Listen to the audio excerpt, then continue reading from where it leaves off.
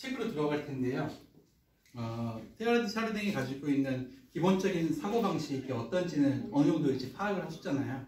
그래서 무엇이 우선된 조건인가 이런 것들이 항상 이 책을 보다 보면 헷갈릴 수가 있어요. 왜냐하면 이 책은 막 갑자기 이 진화의 어떤 그 뿌리 같은 것들도 설명하고 그러다가 갑자기 또 관념적인 부분도 막 설명을 하고 막 그래요. 왔다 갔다 하는데 그런 것들이 이제 구성이 좀 좋지 않는 부분이긴 한데 그런 구성이 좋지 않은 부분들을 이제 최대한 잘 읽어낼 수 있는 게 독서의 능력이기도 해요. 네, 그래서 같이 한번 연습하는 마음으로 어려운 부분도 한번 들어가 보도록 하죠. 자, 머릿말부터 보도록 하겠습니다. 이제 들어가는 거야? 네, 이 책 이제 시작해요. 머릿말부터. 이 책 자체는 그렇게 양이 많지는 않아요. 그래서 이 책은 형이상학이나 어떤 신학 작품으로 봐서는 안 되고 오직 과학책으로 봐야 한다. 그렇게 해야 이 책을 정확하게 이해할 수 있다. 그래서 책 제목도 그렇게 붙였다. 현상일 뿐이다. 그러나 또한 전체 현상이다. 사람 둘레에서 일어나는 사건들 사이에 어떤 일관된 질서를 찾아보려는 것이다. 그러니까 우리가 살아가면서 겪게 되는 이 당황스러운 사건들이 있어요. 제가 느꼈던 당황스러운 사건 중에 하나를 말씀드리면 제가 유학할 때 제 여자친구가 그 당시에는 여자친구죠. 지금 와이프인데 여자친구가 이제 집하고 같이 가끔 이제 일요일마다 영상 통화를 했었어요. 네, 저도 이제 가끔 하고 그랬는데 영상 통화 같은 걸 하는데 오랫동안 개를 한 마리 키웠어요. 네, 칭칭이라고 개를 한 마리 키워가지고. 누가 키웠어요? 프랑스에서요? 네, 아니 한국에 한국의 있는 가족들이 본가에서? 거기서 이제 애지중지 키우던 강아지 이름이 칭칭이야. 네, 저는 이제 뭐 얘기만 듣고 그 당시에는 이제 사귀지도 않을 때니까 그냥 교회에 있는 컴퓨터로 이제 한 명씩 이제 돌아가면서 순서대로 이렇게 하는 거예요. 근데 저는 이제 앞에 기다리고 있으면서 우연찮게 이제 보게 됐는데 칭칭이 좀 바꿔봐 막 그러는 거예요. 네. 저는 이게 이상하기도 하고. 강아지인 줄 알았죠. 강아지인지 알죠. 저도 이상해요. 이름이 칭칭인데 그건 강아지죠. 강아지 바꿔봐. 사람을 그렇게 붙이면 안 되죠. 진화가 안 되니까. 어쨌든 이렇게 해가지고 하는데 그러니까 이제 제가 언뜻 보니까 그 장모님 지금 장모님이신데 장모님이 이렇게 개를 안아가지고 이렇게 하는데 대화를 하더라고요. 그러니까 그러니까 말이 돼야 뭐 이렇게 말하면서 막 해요. 근데 걔는 제가 봤을 때는 걔는 관심이 없어요. 그렇지 않나요? 교수님 관심이 없는데 걔는 계속 이렇게 뒤를 봐고 이렇게 뭐 이렇게 하잖아요. 자기 삶에 관심이 있지. 그 화면에 뭐가 나오는지 그때 문화가 나오는지 화면도 이렇게 화질도 좋지 않은데 화면 앞에 있는 사람이 누구인지 알 수 있을까요, 걔가? 있지 않을까요? 얼굴 알아보면 걔는 부르면요 귀가 쫑긋해요. 네, 그렇긴 한데 걔는 보통 냄새로 주인을 확인하잖아요. 그렇죠? 저는 그렇게 알고 있어요. 제가 걔가 아니니까 모르겠는데 어쨌든 중요한 건 저는 그 사건을 보면서 굉장히 큰 충격을 받았거든요. 문화적 충격. 네. 왜냐하면 이게 가능한가? 진짜? 걔하고 같이 화상통화를 한다는 게 이런 거예요. 사람 둘레에 일어나는 사건들 사이에 어떤 일관된 질서를 찾아보려는 것. 과연 저런 행동은 어디서 나오는가? 네. 도대체 뭐 때문에 저런 행동을 할까? 왜 나하고 다른 개체잖아요. 그러니까 말이 대화가 통하는 개체도 아니고 그냥 다른 생명체야. 다른 생명체하고 자꾸 대화하려고 노력하는 모습을 보이잖아요. 자기의 감정 때문에. 걔는 감정이 제가 봤을 때 걔의 감정이 없어요. 그러니까 걔가 이렇게 막 뭐 주인이 그 화면에 나온다고 해서 걔가 기쁘고 뭐 이런 건 아닐 거예요. 제가 봤을 때 밥을 줬을 때도 기쁘지. 어쨌든 그런 일관된 질서를 찾아보려는 행동을 해. 우리는. 그러니까 내가 사람과 화상통화하면서 느끼는 감정을 걔하고도 느끼고 싶다. 라는 생각이 그런 시도로 이루어지는 거죠. 그게 효과적인지는 모르겠는데 어떻든 인간은 지금 일어나고 있는 현상에 관심을 가져. 좀 기이한 현상일수록 더. 그 얘기예요. 인간 현상은 바로 사람 둘레에 일어난 사건들 사이에 어떤 기이한 현상들이 있는데 그 현상들 사이에서 질서를 한번 찾아보겠다라는 거예요. 그것은 우주의 요소들 사이에 존재론에 따른 또는 인과론에 따른 관계의 체계를 찾아내는 것이 아니라 시간의 흐름을 따라서 줄이어 나타나는 그들의 출현을 표현할 수 있는 어떤 경험 법칙을 찾으려는 것이다. 굉장히 어려운 말이기도 한데 많은 걸 갖고 있어요. 일반적으로 사람들은 아까 스피노자의 이야기처럼 인간이 움직이고 있으면 그 움직임, 그러니까 모든 개체의 움직임의 원인이 되는 동력이 필요한데 그 동력을 최초의 동력이라고 설명하고 신이라고 설명하려는 노력을 했던 사람이 스피노자라고 얘기했잖아요. 근데 본인이 하려는 작업은 이런 요소들 사이에 인과론적인 아까 지금 스피노자가 했던 것 같은 그런 식의 체계를 찾아내려는 것이 아니라는 거예요. 그런 식으로 머릿속에서 일어나는 사건들을 계속 끄집어내서 그 사이의 관계를 밝히는 방식으로 뒤이어 나가겠다라는 게 아니라는 거예요. 자기는 그 새로운 현상들의 출현을 표현할 수 있는 어떤 경험 법칙을 찾겠다. 경험 법칙. 실제로 확인할 수 있는 것. 경험 법칙이라는 건 내가 실제로 경험해서 아는 것이야. 눈으로 보고 체험해 본 것.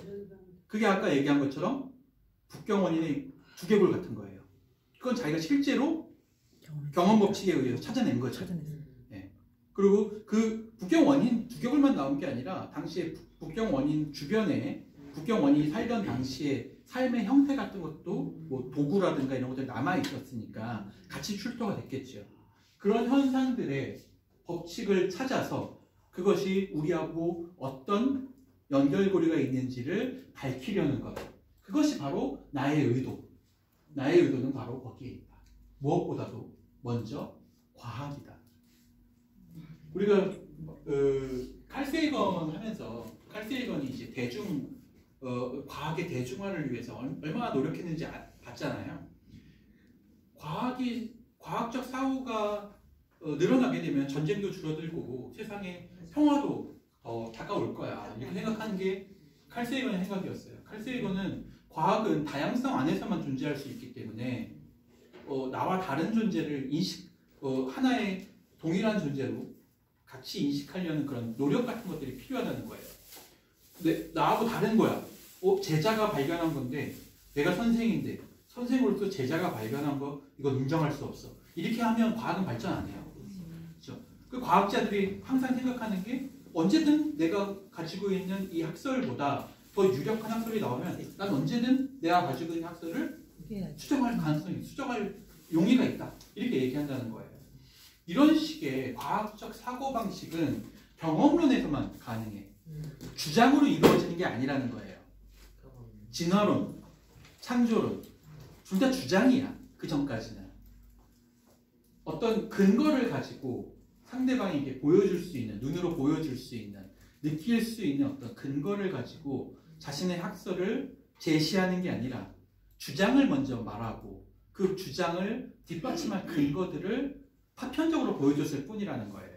그러니 이런 얘기가 나오는 거죠. 야, 원숭이가 어떻게 인간이 돼? 그러면 지금 살고 있는 원숭이들은 왜 인간이 안 되는 거야? 이런 얘기가 나올 수밖에 없다는 거예요. 그렇죠? 진화를 주장으로 인식하니까 그 근거를 이해하려고 하지 않아. 예. 자기는 과학적인 형태로 시간의 흐름을 따라 줄이어 나타나는 출현, 이걸 경험적인 데이터를 가지고 과학으로 접근하고자 한다. 그래서 이 책은 형이상학이나 신학작품이 아니라 오로지 과학책이다. 자, 이 책을 쓴 의도를 우리는 먼저 봤고요. 자, 한 50년 전부터 과학 비평에 따르면 순수한 사실은 없다고 한다. 그러니까 이 이야기는 이제 포스트 모더니즘이 막 태동하던 시기의 이야기, 20세기 초. 그래가지고 그때부터 이제 포스트 모더니즘 때문에 절대적 진리에 대한 이런 믿음이 붕괴되기 시작했어. 가령 이 당시에 이제 우리가 봤던 책, 여기서 안 맞나 보네. 하이젠베르크의 부분과 전체가 나오는데, 하이젠베르크 같은 경우에 이제 양자역학 같은 것들을 이제 당시에 막 등장하기 시작하는 시기였어요. 기존에 있었던 사람들이 물리학자들이잖아요. 그래서 고전 물리학을 했어, 대부분이. 근데 고전 물리학으로 설명할 수 없는 영역이 나오기 시작한 거예요. 그걸 양자 영역이라고 불러. 현미경으로 봤을 때, 현미경으로 보고 있는 그 전자들이나 그 양성자들의 움직임은 우리가 힘의 움직임을 이제 보통 역학으로 계산해서 이걸 이만큼 치면 얼마큼 날아갈 거야. 질량이 얼마니까. 뭐 이런 식으로 계산할 수 있어요. 포탄을 쏘면 포탄이 어느 정도 올라갔다가 떨어질 거야. 이런 식으로 계산할 수 있죠. 그럼 계산하면 정확하게 맞아. 예측할 수 있다는 거죠. 이게 고전 물리학이야.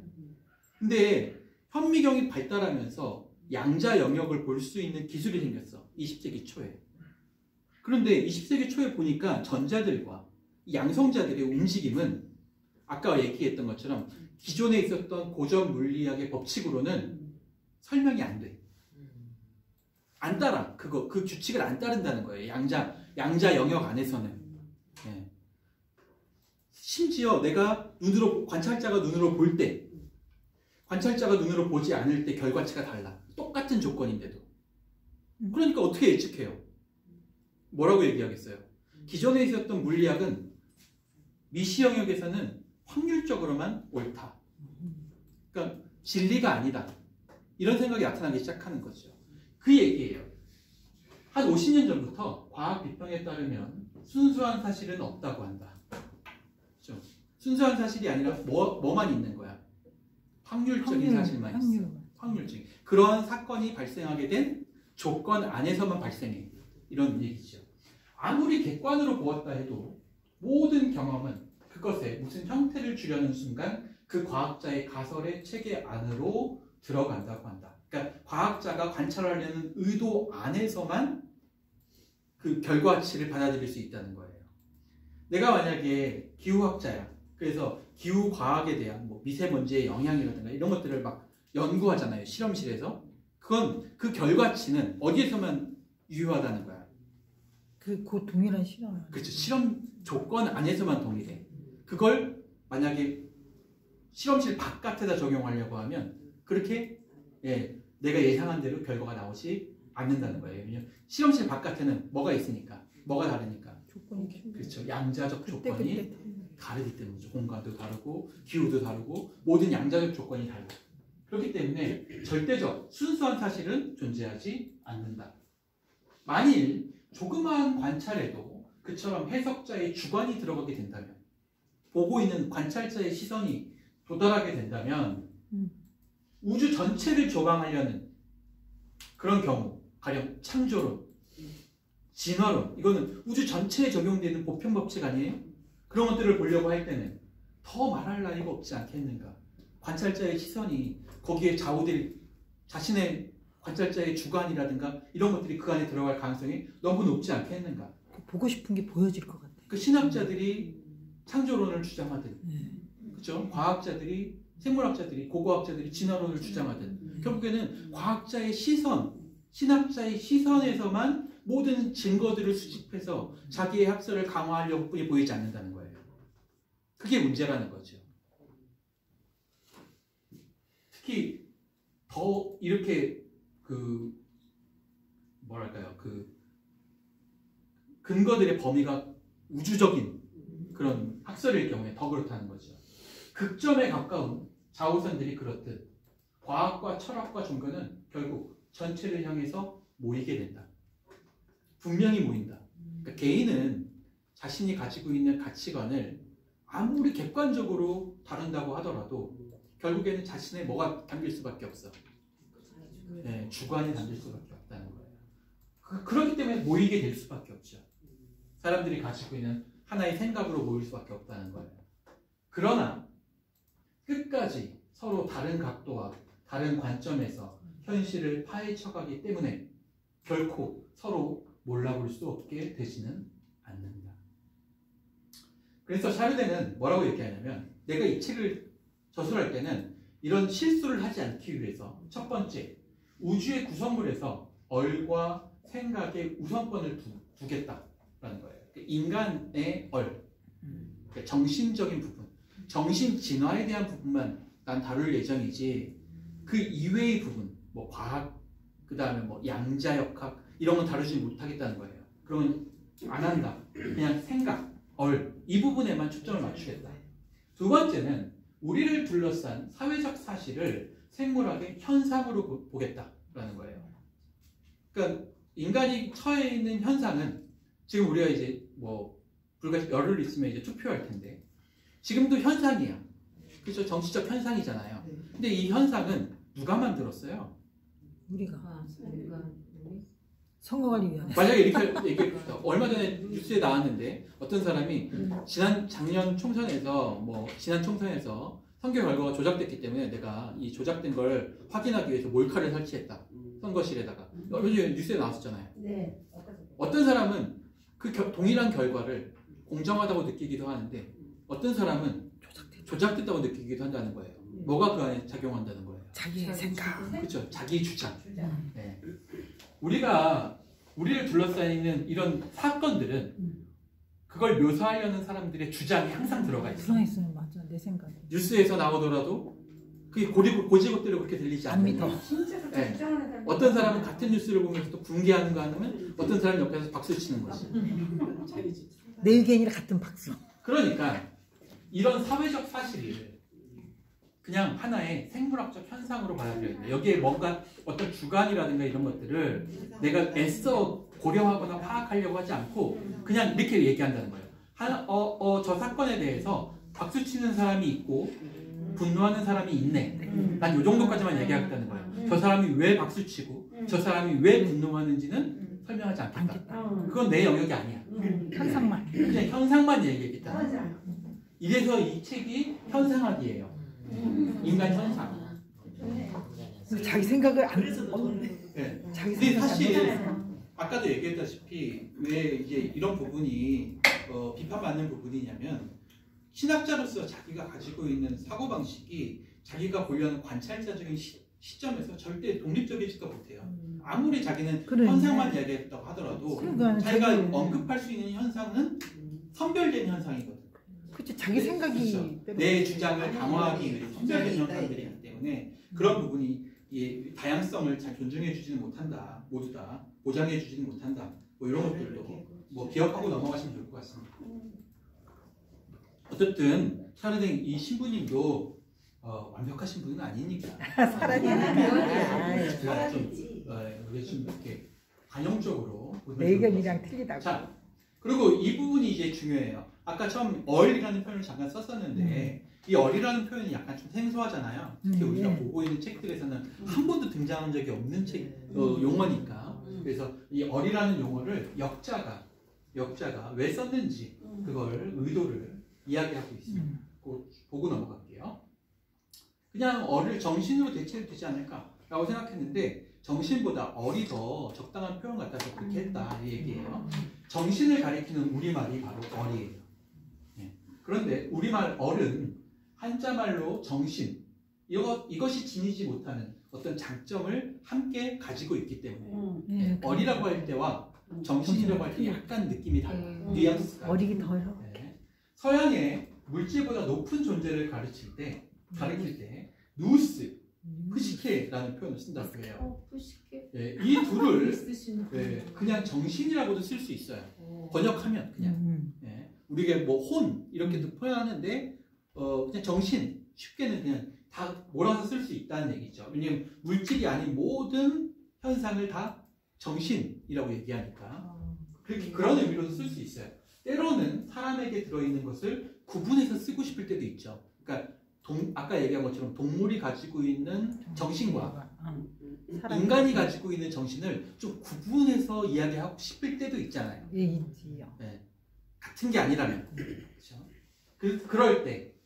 그럴 때 쓸 때 누우스는 사람에게만 있는 것이 된다. 그때는 푸시케를 쓰지 않고 누우스라는 걸 표현을 쓴다고 해요.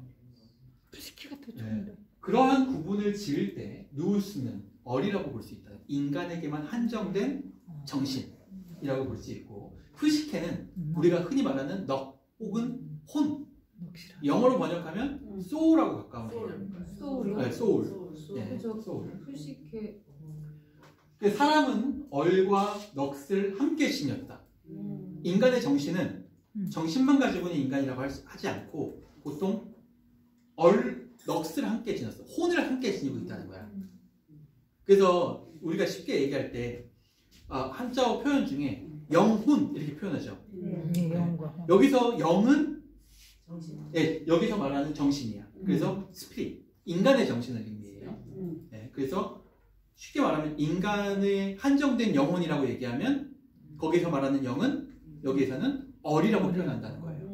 반면에 혼, 이 혼은 넋이라고 표현하고 있는 거지, 이 책에서는. 혼은 여기서는 얘기하지 않아요, 이 책에서는. 그 넋이라는 표현 여기만 나오지 이 책에 전혀 나오지 않아. 넋이라는 표현은. 넋은 존재하지 않는 표현이에요. 샤르댕이 생명 역사 전체를 꿰뚫어 하나로 설명할 때 이걸 뭐라고 표현하냐면 얼의 투쟁사다 이렇게 표현해요. 얼의 투쟁사. 그건 아까 얘기한 것처럼 넋의 투쟁사가 아니라 혼의 투쟁사가 아니라 뭐하고 연결되어 있다는 거예요? 정신. 그러니까 쉽게 얘기하면 내가 자식이 하나 있는데 이 자식이 굶주리고 있어. 그러면 이 어미의 정신에는 어떤 생각이 들어요? 자식을 자식을 먹여야겠다. 네. 음식이 생기면 자식에게 먼저 가져다 줘야겠다. 이거는 인간도 그렇지만 동물도 마찬가지야. 뭘 가지고 있기 때문이에요. 정신. 얼이 있어서 그런 거야. 아니야. 소울. 저게 뭐지? 넋이 있어서. 이 이야기에 따른다면 몸을 가지고 있기 때문에 몸을 가지고 얼도 없고 넋도 없고 정신은 응. 그런 게 필요 없잖아. 몸이 있어서. 네. 근데 투쟁이라고 할 때는 뭔가를 뺏고 빼앗고 차지하려고 하고 욕심을 부리는 거예요. 물질적으로, 정신적으로가 아니라. 네. 그러니까 정신적이 아닌 물질적으로 뭔가를 빼앗으려고 할 때 뭐가 생겨? 역사가 만들어지는 거예요. 땅도 빼앗고 뭐 이렇게 하잖아요. 그런 것처럼 이 얼의 투쟁사라고 얘기하는 것은 우리가 몸을 가지고 있는 존재로서 존재로서 정신으로 무언가를 빼앗고 뭔가를 뭐 침략하고 그다음에 뭐 누군가를 내 편으로 만들고 이런 거. 근데 그건 뭐의 영역이 아닌 거야. 혼의 영역은 아니야. 그렇게 하는 생각은 동물도 가지고 있는 생각이에요. 동물들도 서로 영토 싸움을 하고 동물들도 서로 아까 얘기한 모성애도 가지고 있고 다 가지고 있어요. 뭘 가지고 있기 때문에? 몸을 가지고 있고 육체를 가지고 있으니까. 그러니까 여기서 말하는 얼은 동물도 가지고 있고 인간도 가지고 있어. 그래서 얼이라고 부르는데 그 중에 얼이라고 하는 이유는 정신이라고 얘기하지 않고 얼이라고 하는 이유는 정신은 모두 동물에게 다 있는데 얼은 인간에게만 있는 걸 뭔가 하나 좀 다르게 표현하고 싶다. 역자다. 번역하는 사람이. 그래서 인간에게 있는 그 정신을 표현할 때는 그러면 그냥 정신이라고 하지 않고 얼이라고 하겠다. 이렇게 번역자가 미리 얘기해 놓은 거예요. 우리한테 알려준 거야. 그래서 존재의 밖을 이루는 그러니까 물질 세계에 짝하는 개념으로서 얼과 넋을 통합하여 얼이라는 말로 쓰겠다. 그러니까 인간이라는 존재를 얘기할 때는 영혼이라고 얘기하는데 이 영혼이라는 이야기할 때 영과 혼은 사실 별개의 개념이야. 생물학에서 봤을 때는 혼은 생물학에서 증명할 수 없으니까 생물학에서는 정신만 영만 가지고 설명한다는 거예요. 영과 혼을 얘기할 때. 근데 이 두 가지를 우리는 섞어서 얘기하고 특히 기독교에서는 영혼은 동물에게는 존재하지 않으니까 인간에게만 존재하는 정신, 영혼으로서 얼이라는 표현을 쓰겠다라는 거죠. 그러므로 이 책에서 사물이나 동식물의 얼이라고 할 때는 사람의 얼과 연장선상에 있으면서 그러니까 밑으로, 위로가 아니라 밑으로 연장선상에 있으면서 구분되는 넋을 연상하면 된다. 그러니까 인간보다 좀 덜 떨어진 존재로 생각하면 된다. 그래서 인간에게만 해당하는 용어로 얼이라고 얘기한 거예요.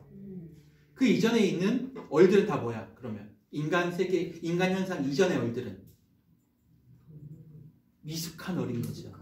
미숙한 얼. 동물에게도 있는 어려. 그렇죠. 그건 정신이죠, 그냥. 그러니까 우리가 아까 얘기한 것처럼 모성애, 그러니까 예, 뭐 배고플 때 뭐 먹고자 하는 마음, 욕심 이런 것들은 다 동물들도 가지고 있으니까 본능? 그건 그냥 정신이야, 영이야 원래. 그리고 표현하면 정확하게 표현하면. 그런데 인간에게는 그것 이외의 것이 있어. 진화를 가능하게 만드는, 인간을 인간으로 진화시키는 그 정신 이외의 것, 동물들과는 좀 다른 그 정신 이외의 것이 있기 때문에 그걸 굳이 동물들과 동일선상에 놓을 수 없다라는 거예요. 그래서 그 표현으로 얼이라는 표현을 쓰겠다 이 얘기예요. 우리말에 얼이 나갔다라는 말도 있잖아. 얼빠리는 얼이 나갔다. 나갔다도 되잖아. 아니 얼 아까 럭스는 그 표현이에요. 표현상의 문제지 실제로 이 프랑스어 원본에는 그냥 누스라고 표현이 돼 있어요. 그러니까 심리학 용어로 표현되어 있는 거지 생물학 용어로서 뇌 누스라고 표현되어 있는 거지 뇌의 기능으로 표현되어 있는 거지 실제로 얼이라는 용어는 우리나라에만 존재해요. 우리나라 번역본에만 존재해요. 우리가 좀 읽을 때 그걸 구분하자라는 의미예요. 왜냐하면 샤르댕은 동물과 인간을 동일선상에 놓는 걸 받아들이지를 못해요. 예. 동물은 절대 인간이 될 수 없으니까. 그렇죠. 그래서 인간의 우위를 설명하기 위한 표현으로서 누우스를 쓰는 건데 그 누우스라는 표현을 그대로 쓸 수는 없으니까 우리는 얼이라 했다. 네, 그걸 바꿀 수 있는 표현이 얼 정도면 괜찮겠다는 거예요. 왜냐하면 정신이라고 하면 동물들도 가지고 있는 걸로 생각할 수 있고 평등하게 생각할 수 있으니까 그거는 고급지게 이 작가의 의도에 좀 번역작가는 작가의 의도에 좀 어긋나지 않냐. 그래서 얼이라는 표현을 쓴 거예요. 잘 쓰셨네. 번역자가 누구셔? 아유. 한번 볼게요. 이제 들어가는 말입니다. 서문이에요. 본다는 것, 눈으로 보는 거죠. 본다는 것 또는 보게 한다는 것. 그것이 무엇인지 살펴보자. 생명 전체가 이미 여기에 있다고 할 수 있다. 보는 것에 있다는 거예요. 우리는 눈으로 보는 것 혹은 보이게 하는 것에 생명 전체의 현상이 들어와요. 그러니까 여러분이 세계를 인식할 수 있는 방법은 세계를 봄으로써 그러니까 눈으로 보는 것도 보는 거고 촉각, 오감으로 만지는 것도 다 보는 거예요. 여기서 말하는 보는 거라는 건 안다라는 뜻이니까. 그러니까 알게 하거나 아는 것, 경험에서 아는 것과 교육을 통해서 알게 되는 것. 이 두 가지를 표현한 게 본다는 것 또는 보게 한다는 것. 이런 표현이에요. 존재를 더한다는 것은 곧 하나됨을 더하는 것이다. 하나됨이 커지는 것은 의식이고 보는 것이 커지는 것과 맞물립니다. 우리의 의식은 무언가를 더할 때 커져. 그렇죠? 지금 배우면서 모르던 샤르댕을 알게 되는 거잖아요. 그렇죠? 그러니까 의식이 커지는 거야. 근데 커졌다 금방 꺼져버려. 보는 것이 커지는 것, 아는 것, 우리가 알고 있는 것이 커지는 것과 알게 하는 것이 커지는 것. 그렇죠? 네. 그러니까 본다는 것은 여러분이 경험해서 아는 거예요. 근데 여러분이 경험해서 떼아르드 샤르댕을 알 수 없잖아. 떼아르드 샤르댕을 안다는 것은 보게 하기 때문에 아는 거죠. 네, 책으로. 떼아르드 샤르댕이 만약에 이 책을 쓰지 않았다면 우리는 절대 떼아르드 샤르댕을 알 수 없죠. 그리고 여러분이 아무것도 남기지 않고 만약에 호련히 세상을 떠난다고 한다면 여러분의 주변에서는 여러분이 있다는 사실을 모르지. 네, 모르죠. 알 수 없어요. 보게 할 때만 알 수 있어. 인간은 어떻게 하는 존재예요? 나를 다른 사람들에게 보게 만드는 존재예요. 네. 내가 다른 사람들에게 어떤 모습으로 보여지게 된다면 그건 다른 사람들의 의식을 성장시키는 거죠. 커지게 만들고 있다. 이 얘기예요. 우리는 우리가 보는 모든 것으로 어떻게 하고 있어요? 진화하고 있으니까. 예, 진화하고 있다고 보는 거예요. 의식이 커지고 있다. 이런 표현이에요. 그래서 생명의 역사는 우주 한가운데에 더 완벽한 눈을 만들어내고 더 잘 볼 수 있게, 더 많이 볼 수 있게, 더 자세히 볼 수 있게 이런 완벽한 눈을 만들어내고 그 눈으로 더 많은 것을 분별할 수 있게 된다. 이게 진화예요. 네. 동물의 완성도나 생각하는 존재의 뛰어남은 무엇을 꿰뚫어보는 능력, 보는 능력에 있다는 거죠. 또는 본 것을 종합하는 능력, 서로 비슷한 것들을 한 종류로 묶을 수 있는 능력이죠. 이런 능력이 바로 인간 의식의 성장의 동력이다. 과학이란 모름식이 우리의 눈을 우리 바깥의 대상에 돌리는데 매력이 있지 않은가. 우리는 이 과학을 하면서 우리가 모르고 있는 세상들을 볼 수 있게 돼요. 가령 북경 원인의 유골은 과학자가 아니었다면 우리가 절대 알 수 없는 곳에 있었던 거야. 땅속에 파묻혀 있었던 것들이니까. 그렇죠? 그러니까 과학을 한다는 것은 뭘 넓히는 거예요? 우리의 진화 과정을 의식을 확장하는 거예요. 다시 말해서 인간으로서 진화의 과정에 인간의 진화의 과정을 더 빠른 속도로 늘려주는 그런 어떤 요소가 바로 과학이다 이 얘기죠. 완벽한 객관이란 불가능하다. 그러니까 인간은 그런 과학을 하는 동안에도 근데 주관을 가질 수밖에 없다는 거예요. 우리는 우리 문제에 대해서 중심에 설 수밖에 없다. 그런데 생각해보면 우리는 인간이잖아요. 그러니까 우리가 과학적으로 발견하려고 하는 모든 것들은 사실 따지고 보면 인간과 관계된 것들만 보려고 한다는 거예요. 보고 연구하고 그것들을 또 이해하려고 노력한다는 거죠. 어떤 현상을 우리와 동떨어진 채 있는 그대로 관찰할 수 있다고 믿는다면 그런 낮은 믿음은 나름대로 필요하긴 하지만 역시 너무 순진한 생각이다. 아무리 객관적인 관찰이라고 하더라도 처음부터 어떤 약속의 바탕을 두고 있다. 내가 그것을 보고자 하려는 의도. 또 그런 가치관, 그 의도를 갖게 된 가치관 이런 거에 바탕을 두고 있다. 연구의 역사가 흘러오면서 이룩된 사고방식의 지배를 받기 마련이라는 사실이다.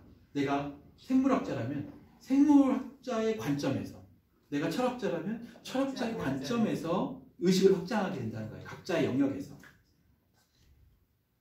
그들이 전에는 사물 바깥에서 사물과 관계를 형성해서 무엇을 발견했다고 생각했지만 사실은 그 관계의 그물 안에 누가 있어? 그들 자신의 몸과 벌이 이미 들어가 있다는 데까지 생각이 미친다. 그러니까 우리는 아무리 객관적으로 과학을 한다고 해도 그 과학은 주관을 넘어설 수 없다 이 얘기예요. 이건 E.H. 카라는 사람이 했던 이 역사란 무엇인가에 나오는 이야기죠. 우리는 역사 속의 존재잖아. 그렇기 때문에 역사가가 객관적으로 역사를 묘사해야 된다는 표현 자체가 불가능하다는 거예요. 왜냐하면 역사의 일부가 어떻게 역사 바깥에서 객관적으로 역사를 이야기할 수 있겠어요. 그런 이야기죠. 지질학식으로 말하자면 변성작용과 내성작용이라고 이야기할 수 있다. 우리가 보고 있는 역사는, 우리가 보고 있는 현상은 다 뭐하고 연결되어 있냐? 겉으로 보이는 것과 그 안에 작용한 우리의 주관. 이게 같이 작용한 결과야. 그러니까 이 얘기를 하는 이유는 이런 거죠.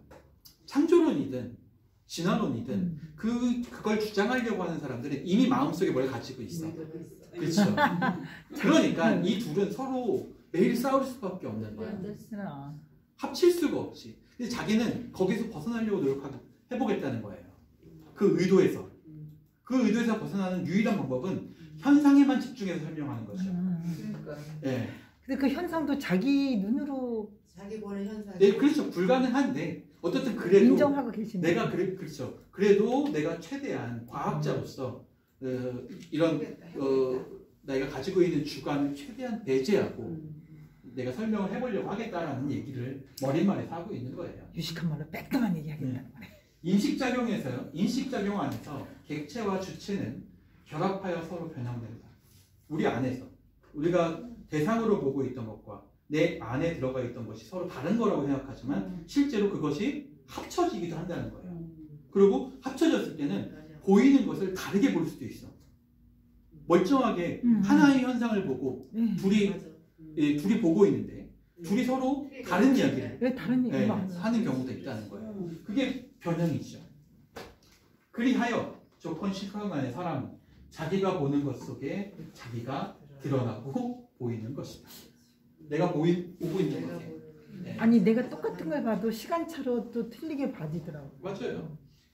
그래서 이 책은 철저히 과학책이라고 얘기한 거예요. 첫 번째에서. 이 책은 신학자나 철학자가 쓴 책이 아니다. 나도 그런 걸 가지고 있긴 하지만 그걸 최대한 배제하고 현실에 입각해서 현상에 입각해서만 좀 설명을 해보려고 한다. 그래서 현상에 입각해서 인간을 보면 그러니까 신학적인 차원이 아니고 철학적인 차원이 아니라 현상에 입각해서만 인간을 보면 인간은 동물과 어떻게 다른가? 인간은 다른 생명체와 뭐가 다른가? 7가지로 나누고 있어요. 첫 번째는 엄청난 공간을 느끼는 능력이 있다. 동물들은 기껏해야 자기의 주변 반경 안에서만 생활해. 그걸 넘어서지 않는다는 거야. 근데 인간은 어때요? 전 세계로. 네. 심지어 우주도 날아가잖아요. 네. 엄청난 공간을 인간은 느낄 수 있어. 그게 동물하고 다르다는 거예요. 다른 생명체들하고 다른 존재. 인간 현상이야. 그게. 두 번째, 인간 현상. 깊이를 느끼는 능력이 있어. 함부로 뛰어들지 않잖아요. 퍼런 물이 있으면 함부로 뛰어들지 않아. 그런 것처럼 인간은 깊이를 상상할 수 있어. 어느 정도. 세 번째, 숫자를 느끼는 능력이 있어요. 무언가를 세고 그것들을 정할 수 있죠. 개들이 그 숫자 같은 것들을 보면서 세면서 밥알을 먹지는 않잖아요. 사료를 먹지는 않는다는 거야. 인간은 그걸 할 수 있죠. 크기도 동물들은 잘 구분하지 못해요. 인간은 구분하는 게. 왜냐하면 자기 몸보다 커버리면 이미 범위를 넘어서 버리잖아요. 개미 같은 것들도 마찬가지고. 다섯 번째, 질감각. 또 새 것을 느끼는 능력. 뭔가 좋은 거, 남이 쓰지 않은 거, 이런 것들을 구별할 수 있어. 예전에 그런 거 있잖아요. 그 옷가게 같은 데 가면 옷이 막 걸려 있잖아요. 그러면 이 옷이 마음에 들어. 그러면 이 옷 주세요 하지 않고 이거 얼마예요? 이거 포장되어 있는 걸로 주세요. 포장되어 있는 이거 주지 말고 포장 뜯지 마는 거. 포장되어 있는 거 있죠. 이런 식으로 설명하죠. 우리는 그걸 알아. 근데 사실 놓고 보면 똑같을 텐데 실제로는 틀리지. 그 안에 뭔가 다른 느낌 같은 거, 새 것에 대한 느낌 이런 것들을 우리는 구별할 수 있다는 거예요. 명확하게 구별할 수 있어. 심지어. 그렇죠? 그런 것들이 인간에게만 있는 현상이라는 거야. 동물들은 그걸 몰라. 운동을 느끼는 능력도 바로 인간에게만 존재하는 거예요. 기차가 달리고 있을 때 그 안에 들어와 있는 개미나 각종 곤충, 조류들이 그 기차가 달리고 있다는 사실을 인식할까요? 그 공간 안에 있으면 공간을 못한다는 거예요. 인간은 달리고 있는 기차 안에서 기차가 달리고 있다는 걸 느낄 수 있어요. 7번째, 유기체를 느낄 줄 아는 능력이 있어요. 살아있는 것과 죽은 것을 판별할 줄 알아, 인간은. 그래서 동물들을 보면 이거 가만히 있어도 살아있다고 느끼잖아요. 살아있으면 아무것도 안 하고 있는 새삼 같은 게 가만히 이렇게 있어도 꾹꾹 눌러보고 이러면 이거 살아있네 이렇게 표현할 수 있다는 거야. 바로 유기체를 느낄 줄 아는 능력도 인간만 느낄 수 있는 인간 현상으로서 존재한다는 거죠. 이 이야기를 정리하면서 샤르댕이 뭐라고 얘기하냐면 우주에 대한 해석이 만족스러우려면 사물의 겉뿐만 아니라 그 사물의 속도 짚을 줄 알아야 된다는 거예요. 신을 느낄 수 있는 건 인간뿐이 없어. 왜냐하면 인간만 우주의 눈에 보이는 형태와 그 이면에 있는 것까지 생각할 수 있는 존재이기 때문이죠. 그냥 형태가 전체가 아니라고 보는 거야. 돌이 놓여 있으면 이 돌이 여기 그냥 놓여 있구나 라고 느끼는 동물들과는 다르게 인간은 누가 이 돌을 여기다 가져다 놨지? 이렇게 생각하게 된다는 거죠. 절묘하게 깎여 있는 주상절리를 보면 누군가 와서 깎은 게 아닐까? 이렇게 생각한다는 거예요. 사물의 겉뿐만 아니라 속도 짚을 수 있는 것. 그게 바로 인간이 가지고 있는 관찰력이라는 거죠. 근데 이런 관찰력은 인간 현상이야. 동물 현상이 아니라 인간 현상이에요. 아무리 실증을 내세우는 해석이라고 해도 그 점을 피해갈 수 없다. 물질뿐만 아니라 얼도 살펴봐야 된다. 과학자들은 인간을 겉의 모습으로만 평가하려고 해. 언제부터 기었나? 언제부터 섰나? 언제부터 척추 꼬리뼈가 사라졌나? 외적인 것만 가지고 인간의 진화의 단계를 설명하려고 한다는 거예요. 근데 그럴 이유가 있잖아. 지금 이야기한 것처럼 사물은 겉에만 있는 게 아니라 속에도 존재하고 있으니까 인간도 그 사물이 쓰게 될 때는 쓰게 될 때의 정신과 꼬리뼈가 사라질 때에는 꼬리뼈가 사라질 때의 정신이 다르다는 거야. 물질뿐만 아니라 벌도 살펴봐야 한다. 지금까지 믿어온 것과 달리 사람은 세상의 중심이 아니다. 그렇게 가만히 서 있는 존재가 아니다. 사람은 어떤 존재야? 진화의 축이야. 사람은 생명 진화의 단계에서 가장 끝에 있는 진화의 축이라는 거예요. 그러니까 인간은 인간 현상으로서의 존재가 아니라 진화 과정 안에서 만들어지는 축 같은 거야. 이 진화의 축. 지금 2단계가 넘어서면 이제 인간은 신의 단계로 넘어갑니다. 초인간의 단계로 넘어갑니다. 초인류. 사람은 진화의 축이야. 그런 의미에서 축이라는 거예요. 기준이라는 거죠. 그러니까 이 기준까지 못 미친 것들은 전부 다 미숙한 진화를 겪고 있는 거고, 지금 이 진화보다 인간이 넘어설 수 있어야만 인간은 다음 진화의 단계로 넘어갈 수 있어. 마치 예수가 기독교의 진화의 단계를 한 단계 올렸듯이 지금의 이 과정도 뭔가가 한 단계 올려줘요. 근데 그걸 뭐라고 보고 있는 거예요? 샤르데는 과학이라고 보고 있는 거예요. 네, 인간은 과학을 통해서 진화할 수 있어요. 과학만이, 심지어는 과학만이 인간을 진화시킬 수 있는 거예요. 사람은 그런 의미에서 진화의 축이요, 진화의 첨탑이다, 최첨단이라는 거예요. 훨씬 아름다운 것, 다른 어떠한 진화의 부산물보다도 훨씬 아름답고 완벽한 것, 그게 바로 인간이다. 자, 이제 1장이에요. 어떤 사물을 과거로 되돌리는 것은 매우 단순한 원소로 환원하는 것이다. 그렇죠? 여러분도 과거에는 뭐였어요?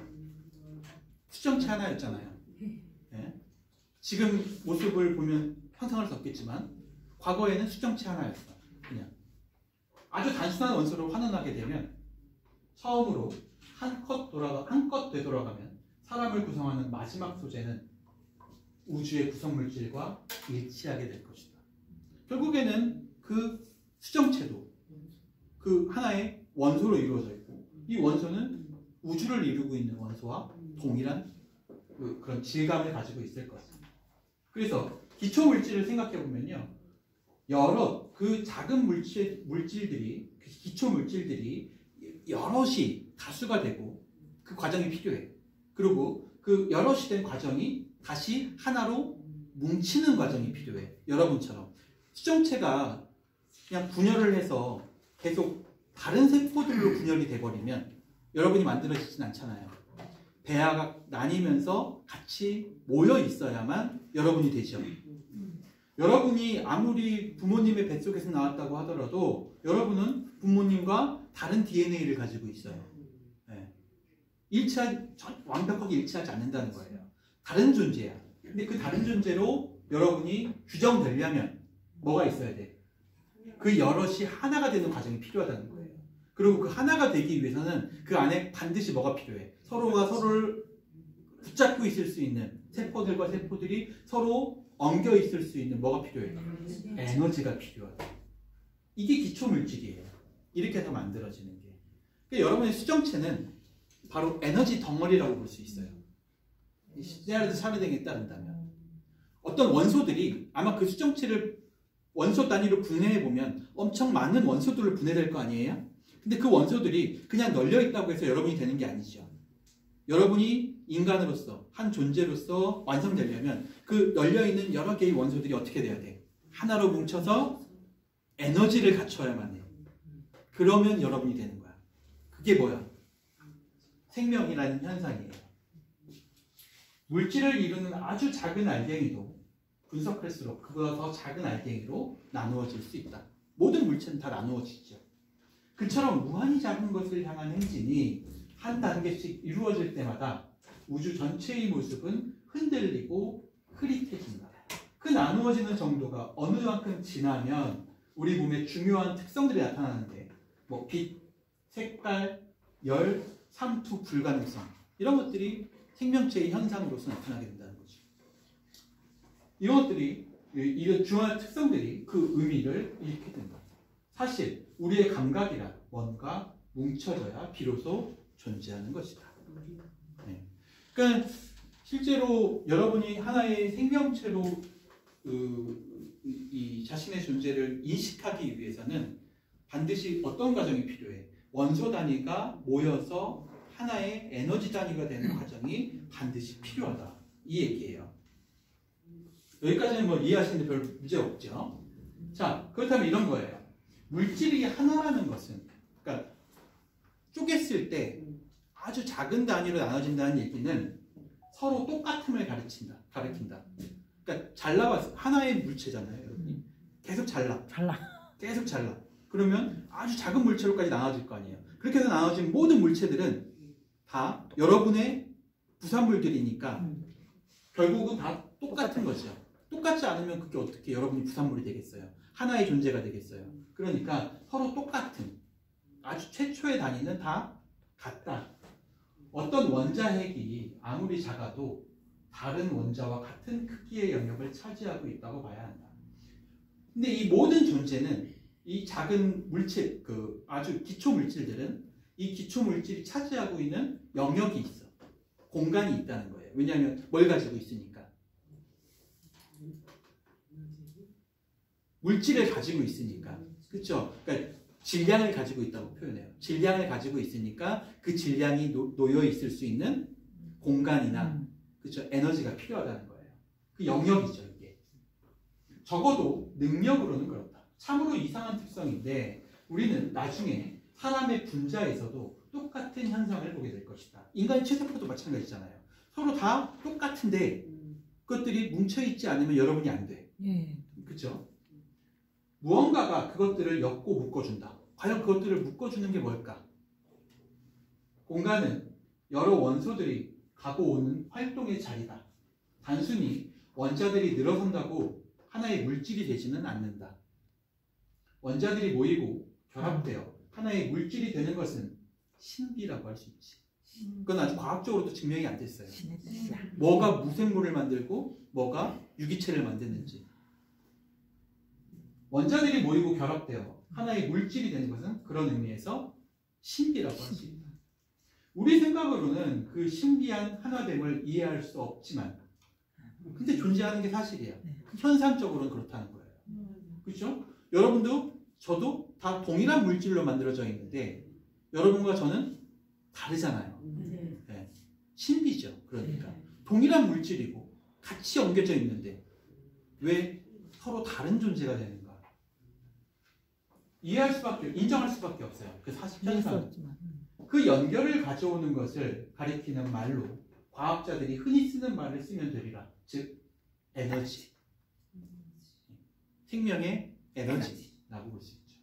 에너지란 한 원자가 다른 원자로 변화되며 일어나는 것의 척도다.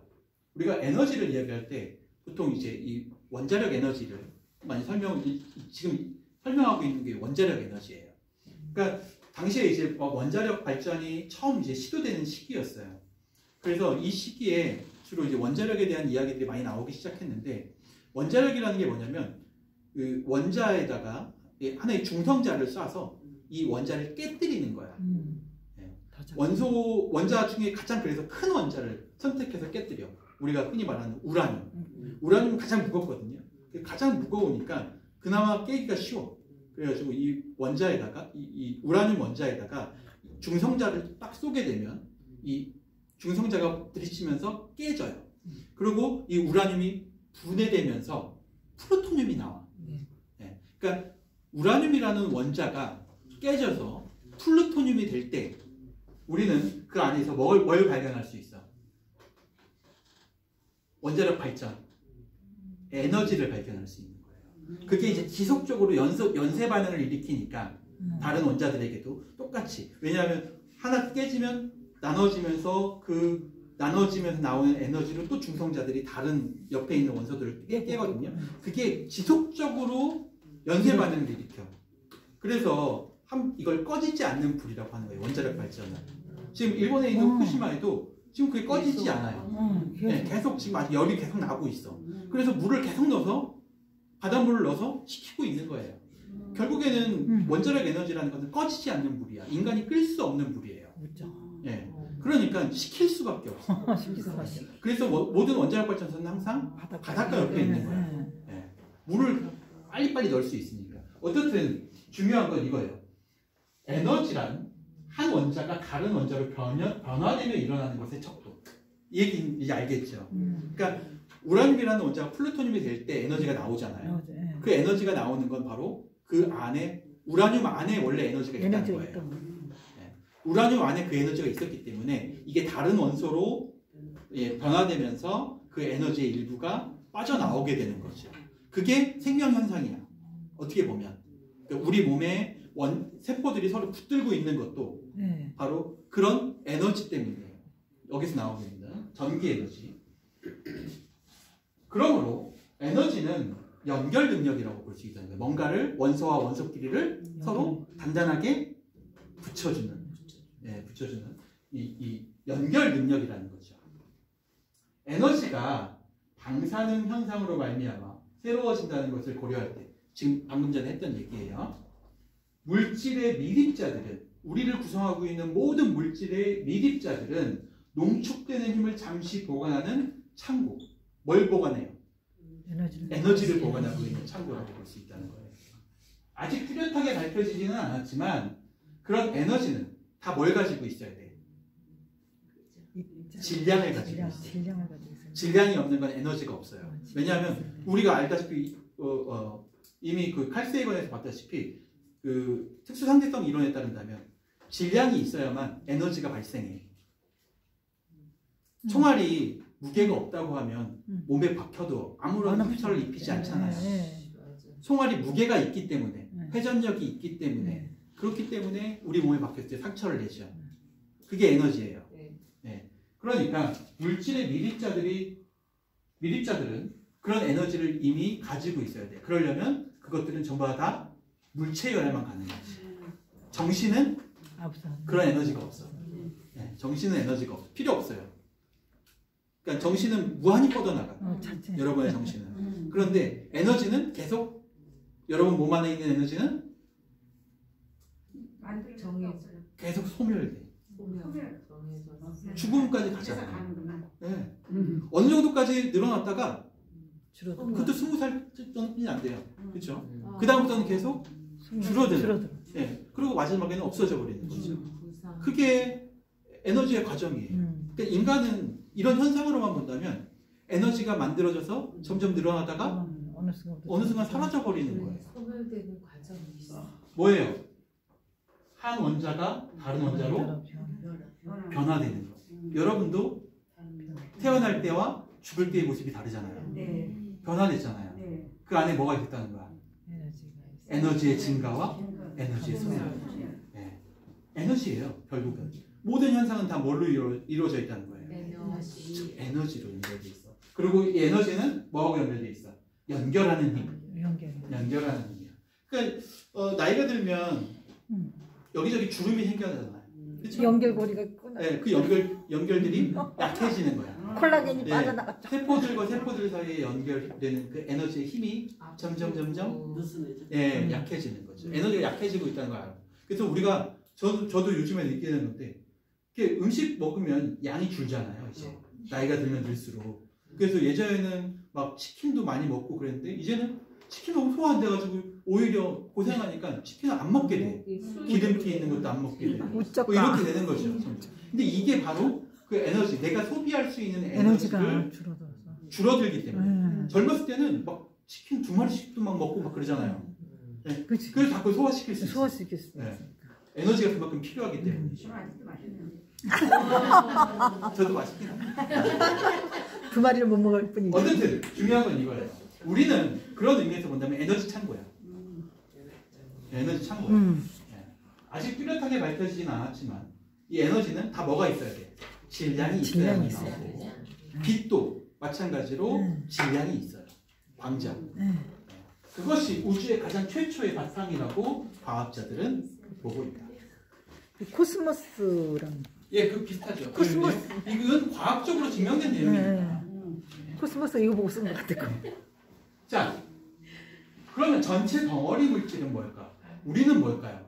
그런 작은 밀입자들이 서로 연결되어 이루어진 존재인데 이 덩어리는 어떤 특징을 가질까요? 사람이 속해 있는 이 우주가 강력하게 합치는 힘으로 뭉친 하나의 조직이라고 볼 수 있죠. 그러니까 지금 현재 우리가 그런 에너지들의 보관소라고 한다면 질량을 가지고 있는 모든 물체들은 다 뭘 보관하고 있어요? 그 안에 에너지를 보관하고 있다는 거야. 그러면 우주 전체는 다 에너지 덩어리. 왜냐하면 태양과 지구의 간격이 들쑥날쑥해요? 그 안에 뭔가 일정한 힘으로 서로 당기고 밀고 있죠.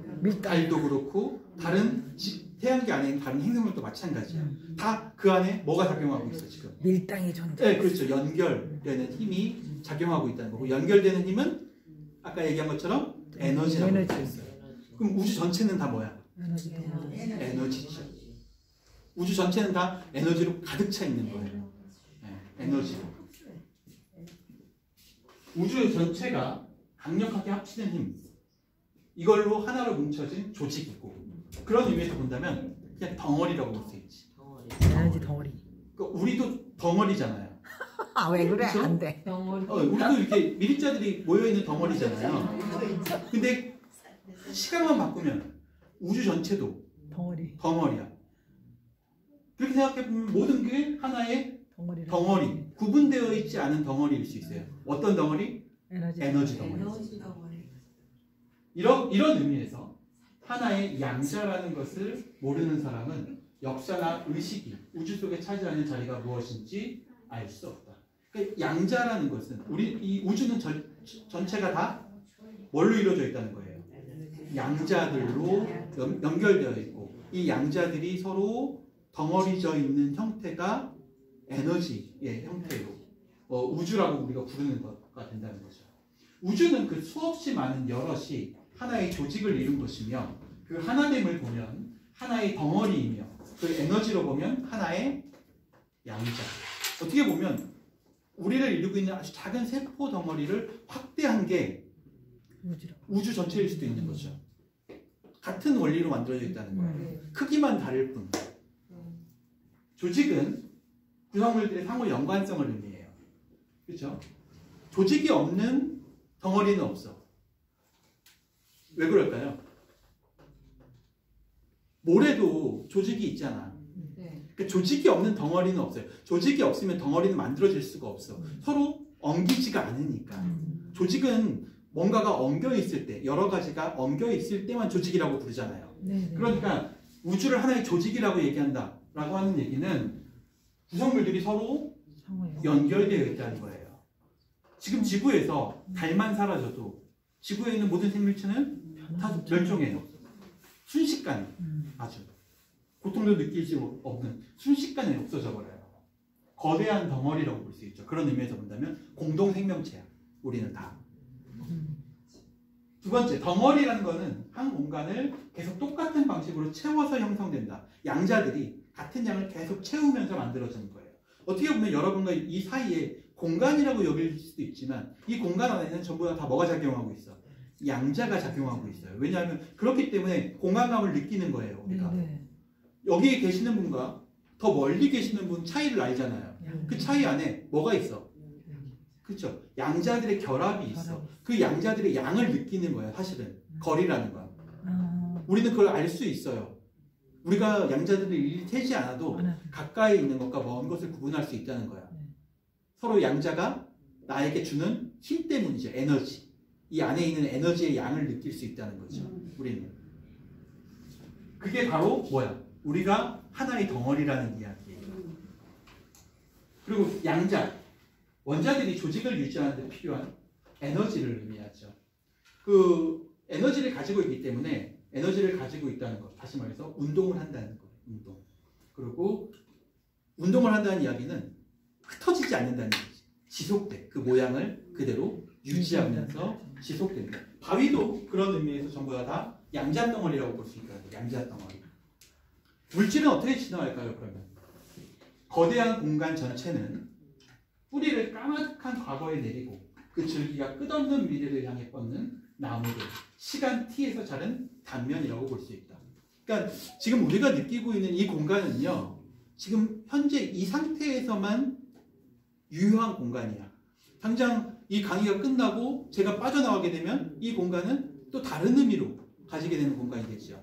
그걸 아주 넓은 의미로 펼쳐보면 지금 우리가 느끼고 있는 이 시간은 시간 t라고 하는 단면이야. 그냥 전체 덩어리에서 쭉 잘라서 잠시 연결되는, 아주 수초간 연결되는 형태의, 수초도 아니죠, 아주 단순하게 연결되는 형태의 한 타이밍에서만 유효해요.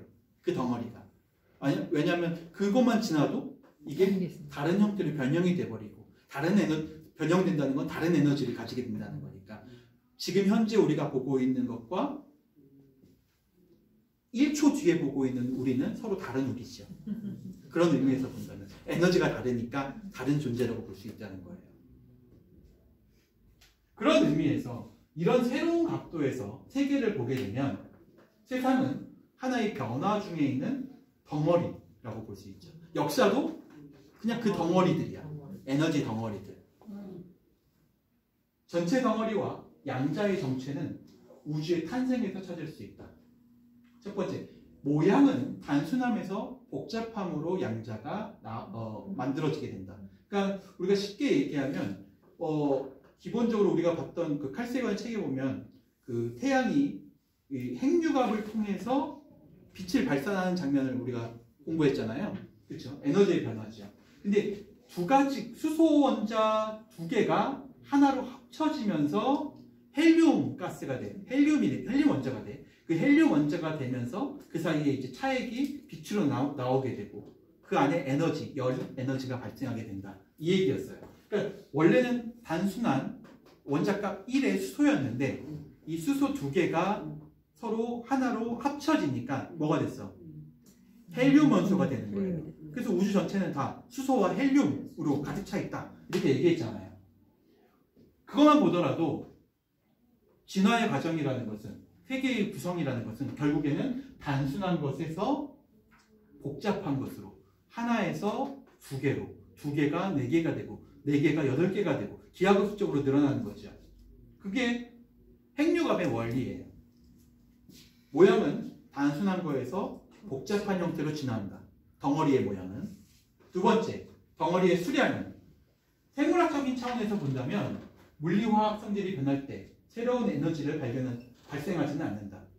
그러니까 우리 한 명이 차지하고 있는 세포수의 개체라든가 세포수라든가 그 세포가 연결되어 있는 에너지는 실제 우리 생물학적 차원에서 본다면 변화하는 게 아니라 우리는 그냥 죽을 때도 나고 태어날 때도 나니까 세포 단위일 때도 나고 그런 의미에서 본다면 생물학적으로는 에너지가 발생하지 않는다고 볼 수 있어요. 통합하는 데 필요한 힘을 위해 새로운 힘이 보태진 적이 없다. 왜냐하면 우리가 만약에 새로운 존재가 우리 안에 들어오게 된다면, 그러니까 우리가 다른 에너지로 변형된다 얘기했을 때 우리가 다른 에너지를 받아들이게 되면 그 에너지로 인해서 나는 더 이상 내가 아닌 것이 돼요. 수소가 헬륨이 되듯이 내가 아닌 게 되기 때문에 여러분이 생물학적으로 하나의 존재라고 한다면 그 존재는 하나의 에너지만 가지고 있다는 얘기야. 그런 얘기죠. 에너지가, 새로운 에너지가 발생하지 않는다. 근데 통합할 때 우리가 서로 다른 존재인데 서로 통합할 때 필요한 힘을 위해 새로운 힘이 보태진 적은 없으며 힘의 소비만 있을 뿐이다. 그런데 우리가 실제로 사회 조직을 이루고 살잖아요. 우리는 서로 다른 존재들인데 대한민국이라는 이름 하에 서로 마치 한 민족인 것처럼 같은 동족인 것처럼 생각하면서 산다는 거예요. 그럴 때는 에너지가 더해지는 게 아니라 뭐 한다는 거예요? 힘의 소비만 있을 뿐이야.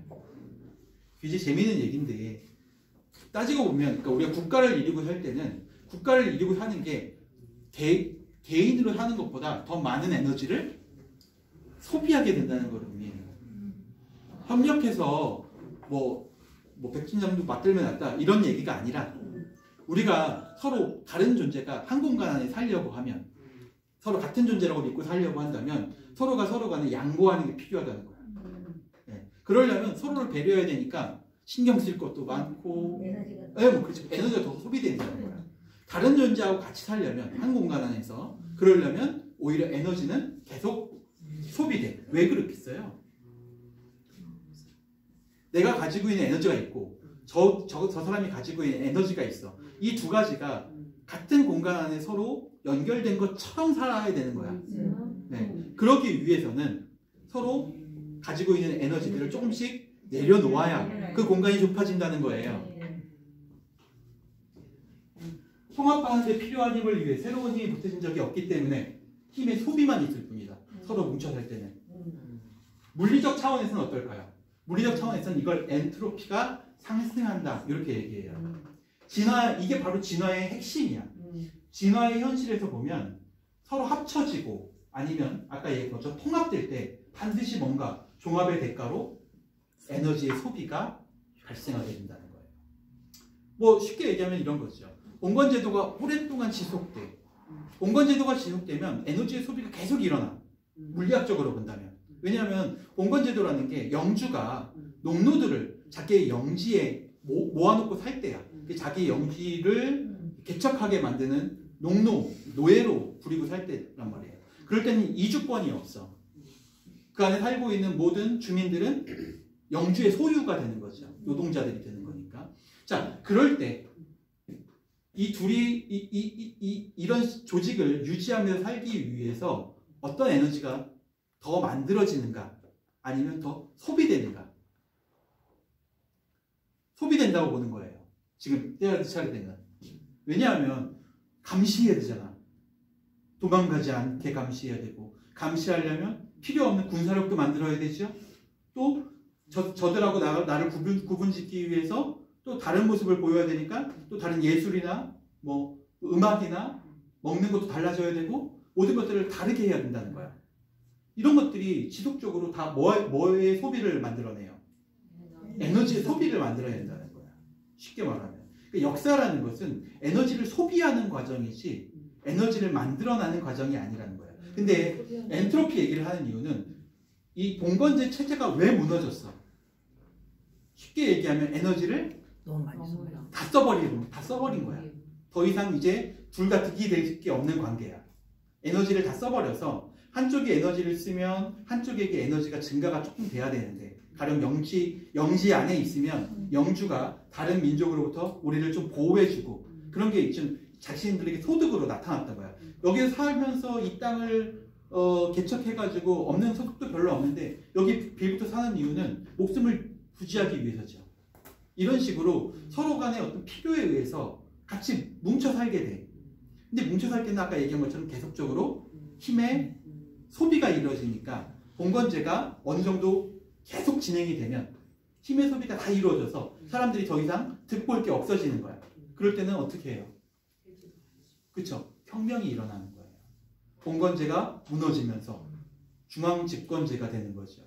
또 중앙집권제도 마찬가지로 똑같은 원리에 의해서 계속적인 에너지의 소비가 이루어지게 되고 그 소비가 끝에 이르게 되면 또 공화정이 오게 되고 시스템의 변화가 오게 되죠.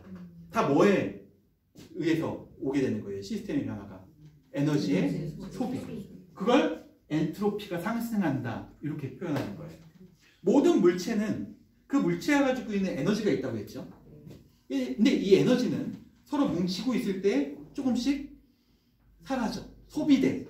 그리고 그 소비가 다 이루어지게 되면 결과적으로 새로운 과정으로 바뀌어야 돼. 조직이 바뀌어야 돼. 그걸 우리는 진화라고 얘기하는 거예요. 조직도 진화하죠. 체제도 진화해요. 그렇죠? 여러분도 그런 의미에서 진화하고 있는 거예요. 여러분의 엔트로피는 태어났을 때 가지고 있었겠죠. 지속적으로 상승해요. 계속 상승해. 그럼 여러분이 가지고 있는 에너지가 계속 차감되겠죠. 힘이 어느 정도 소진됐어. 나 혼자 살기 어렵겠는데? 그러면 다른 에너지를 가지고 있는 사람하고 같이 연결돼. 그러면서 서로 같이 에너지를 소비해. 그 다음부터. 그런데 그렇게 하면 서로 어느 정도는 유지가 돼. 그런데 그 유지되는 부분이 계속 이어지냐? 아니요. 네, 그렇지 않죠. 그 에너지가 완전히 없어지게 되면 골로 가는 거야. 그렇죠. 그 전에 뭘 해? 그래서 에너지를 이전시킬 수 있는 대상을 찾게 되는 거죠. 그렇죠. 번식을 하는. 에너지 소모되네. 그렇죠. 아이를 낳는 것도 그러니까 에너지가 소모되는 것에 대한 위기감 때문이라고 수 있는 거예요. 자식과 부모가 에너지가 그러니까 처음에 혼자 살 때와 그 다음에 부부관계로 살 때와 네. 아이가 생기면서 가족으로 살 때 전부가 다 달라. 에너지 사이 많이 돼. 그러니까 시스템은 어떻게 돼? 계속 변화했죠. 근데 그 변화가 뭐에 따라서 이루어졌다는 거예요. 우리는 우리가 뭐 좋아하는 사람하고 만났으니까 뭐 이렇게 생각할 수 있지만 철저하게 생물학적 차원이나 물리학적 차원에서 설명해 본다면 에너지가 그건 필요해서. 에너지의 증감에 불과해요. 에너지가 필요해서. 에너지가 필요하니까 에너지가 계속 소비되고 있으니까 그 소비되고 있는 에너지를 보충하려고. 예, 그렇죠. 그런 방식으로 변화시키는 거야. 체제를 유지하기 위해서. 뭐 모든 것은 다 엔트로피의 상승으로 이루어진다라고 보는 게 과학적인 형태로 보는 변화예요. 교수님 설명 없으면 책 읽으려면 너무 힘들겠다. 그렇죠. 이게 좀 어려워요. 책이 어려워요. 그래서 결론하고 마칠게요. 좀 늦었는데. 자, 우리가 보면 모든 체제는 형태가 정해져 있어. 가령 우리는 민주주의 체제를 가지고 있고요. 저 북한 같은 경우에 사회주의 체제를 가지고 있죠. 자, 질적으로 차이가 나. 그건 구성하고 있는 인구가 똑같다고 한다면, 물론 다르지만 어떤 똑같다고 한다면 체제 자체만 놓고 봤을 때는 사실은 아무런 질적 차이가 없어야 돼. 실제로는 같은 에너지로 구성되어 있으니까. 근데 차이가 나. 우리가 봤을 때 사는 형태도 그렇고 만족도도 그렇고 차이가 난다는 거야.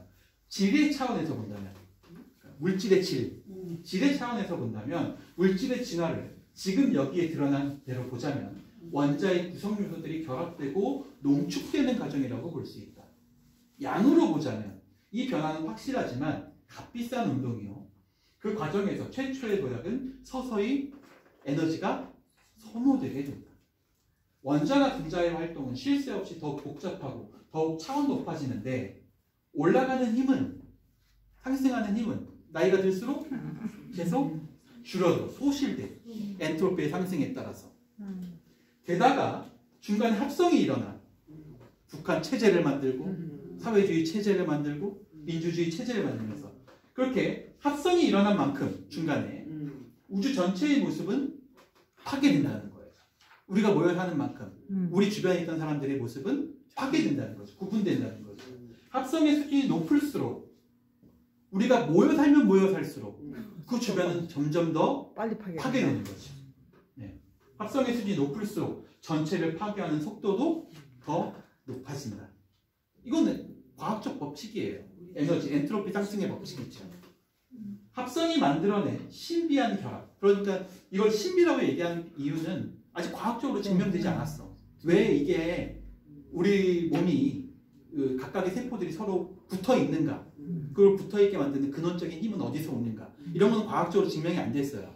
그렇기 때문에 이 합성이 만들어낸 신비한 결합이 조금씩 분해되는데 늙어간다.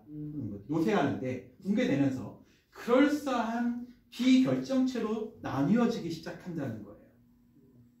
시간의 방향을 따라 타올라 자신을 활활 태우면서 언젠가는 꺼질 불꽃인데 에너지입니다. 흘러내리는 물을 거스르는 염류가 있어. 여러분은 그런 방식으로 점점 에너지를 소비하고 있는데 여러분의 에너지가 소비되면 소비될수록 뭐가 더 강해져? 여러분의 자의식은 강해진다는 거야. 늙어갈수록. 어렸을 때는 내가 뭔지 몰라. 심지어 뭐 젊었을 때 뭐 사춘기 때 이럴 때는 혼란까지 일어나지. 네.